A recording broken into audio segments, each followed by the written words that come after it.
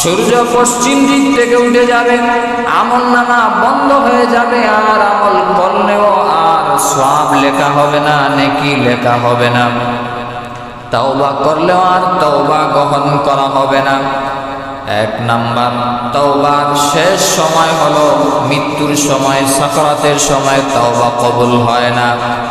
দুই নাম্বার, পশ্চিম দিকে যখন সূর্য উদিত হয়ে যায়, এরপর থেকে আর তওবা ইবাদত কোনো কিছুই আল্লাহর দরবারে কবুল হবে না।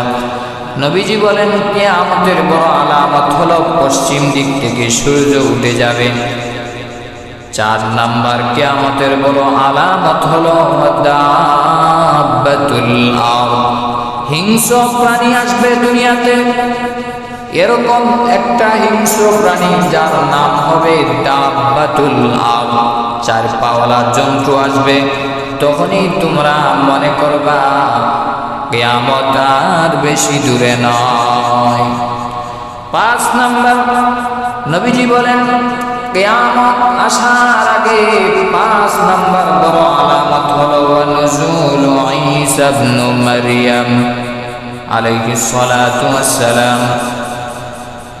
পাঁচ নাম্বার কিয়ামতের বড় আলামত হলো ঈসা আলাইহিস সালাতু ওয়াস সালামের আবির্ভাব হয়ে যাবে। ঈসা নবী দুনিয়াতে আসবেন, আসমান থেকে পদার্পণ করবেন দুনিয়াতে। তখনই তোমরা মনে করবা কিয়ামত আর বেশি দূরে নয়। ছয় নম্বরে কিয়ামতের বড় আলামত, নবীজি বলেন, ওয়ায়াজুজ ওয়া মাজুজ, ইয়াজুজ মাজুজ তাদের আবির্ভাব হবে। গোটা দুনিয়াতে তারা অশান্তি সৃষ্টি করবে, মানুষের ভিতরে অশান্তি জড়ায় দিবে। ইয়াজুজ মাজুজ এক প্রজাতি। সাত নম্বরে কিয়ামতের বড় আলামত হলো পূর্ব দিকে ভয়াবহ ভূমিধস হবে, পূর্ব দিক থেকে ভূমিকম্পন হবে। এক একটা দেশ এক এক সেকেন্ডের ভিতরে ভূমিকম্পে আল্লাহ ধূলিসাৎ করে দিবে, শেষ করে দিবে। দেখেন নাই বাংলাদেশে অনেক সময় ভূমিকম্প হয়, ঢাকাতে যারা বসবাস করে, গ্রামে যারা বসবাস করে তাদের এত ভয় নাই, কিন্তু শহর অঞ্চলে যারা বসবাস করে তাদের ভয় আছে। 20 তলা, 30 তলা, 24 তলা, 1 মিনিটের ঝাঁকুনি যখন দেয় মনে হয় সব তছনছ করে ফেলতেছে। কিয়ামতের আলামত, বড় একটি আলামত হলো পূর্ব দিকে বেশি বেশি ভূমিকম্প হবে। এখনো হচ্ছে, হয় নাই, হইতেছে। এগুলা কিয়ামতের বড় আলামত। 8 নাম্বার, কিয়ামতের বড় আলামত হলো পশ্চিম দিকে আরেকটা ভূমিকম্প হয়ে যাবে, ধূলিসাৎ হয়ে যাবে। 9 নাম্বার, জাজিরাতুল আরব, জাজিরাতুল আরবের ভিতরে ভূমিধস হবে, ভূমিকম্প হবে।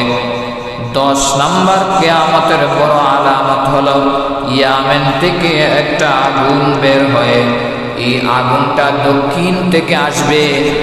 আগুনটা বাইর হয়ে পৃথিবীর এক প্রান্ত থেকে অন্য প্রান্তে সব মানুষদেরকে আগুনটা পিছন থেকে হাঁকায়া হাঁকায়া জমা করবে।